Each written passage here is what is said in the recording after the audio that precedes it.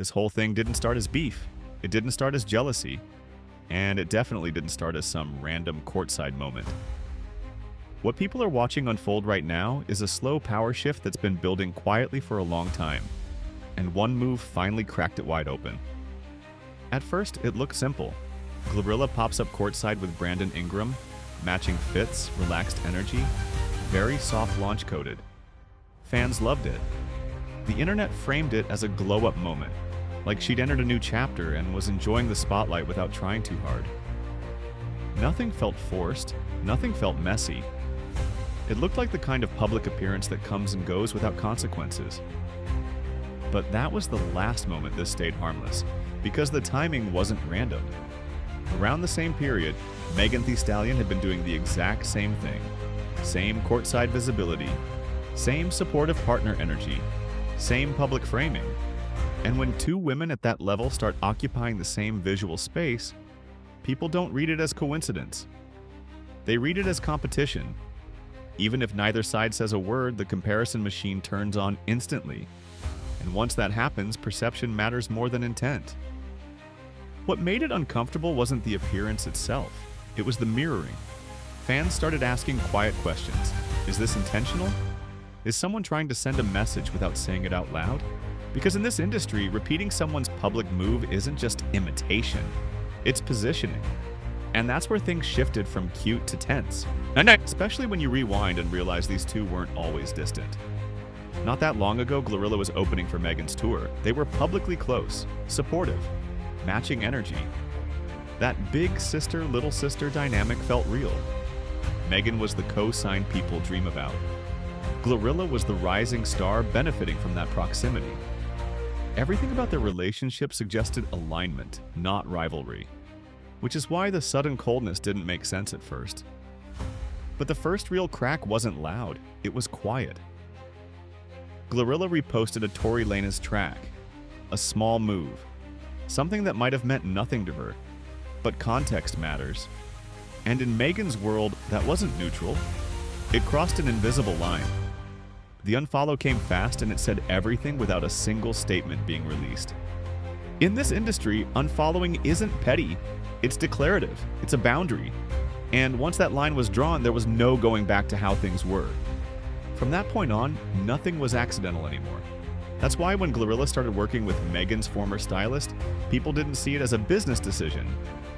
Stylists at that level don't just pick clothes, they shape identity. They help define eras, and Megan's split with that stylist was already messy. Unpaid fee rumors, courtroom involvement, public backlash.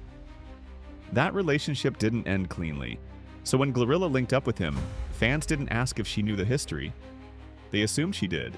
It felt like choosing a side, or at least reopening a wound that hadn't healed. Then the courtside appearances came back into play, this time with extra eyes watching.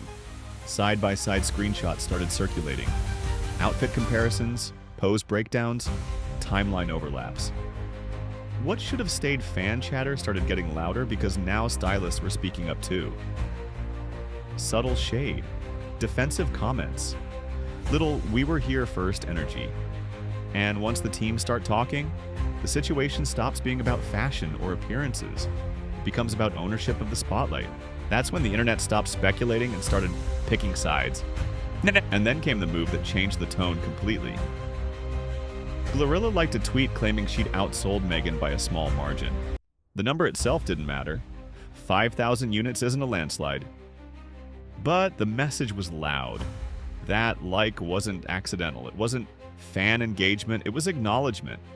And in this game, that reads as dominance. As if to say, I see the comparison, and I'm winning. That's when things allegedly went from cold to dangerous, because rumors started circulating that Megan wasn't just annoyed anymore. The talk shifted to warnings, ultimatums, a supposed tape being used as leverage, no proof, no confirmation, just whispers. But whispers are enough when reputations are involved. And the most telling part wasn't the rumor itself, it was what happened after. Glorilla went silent. No posts, no stories, no likes, no reactions. And when someone who's been active suddenly disappears, the internet doesn't assume peace. It assumes pressure.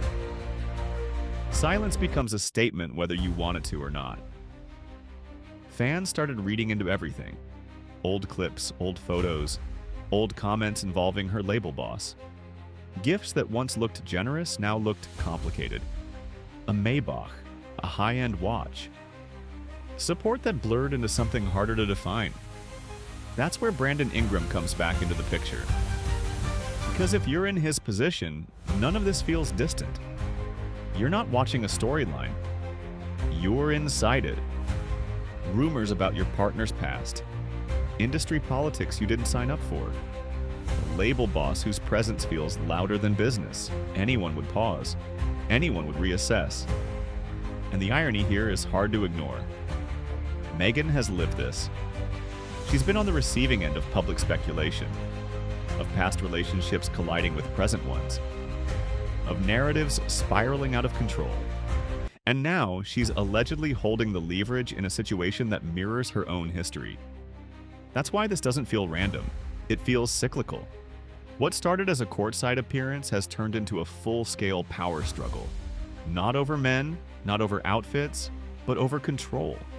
Over who dictates the narrative, over who gets to move freely and who gets frozen by pressure. Right now, nothing is confirmed. The tape may not even exist, but the damage doesn't require proof. The tension alone is enough to shift careers, relationships, and public perception. And until someone breaks the silence, every move or lack of one will keep feeding the fire. Because in this industry, the most dangerous weapon isn't exposure, it's uncertainty. And this story is far from finished.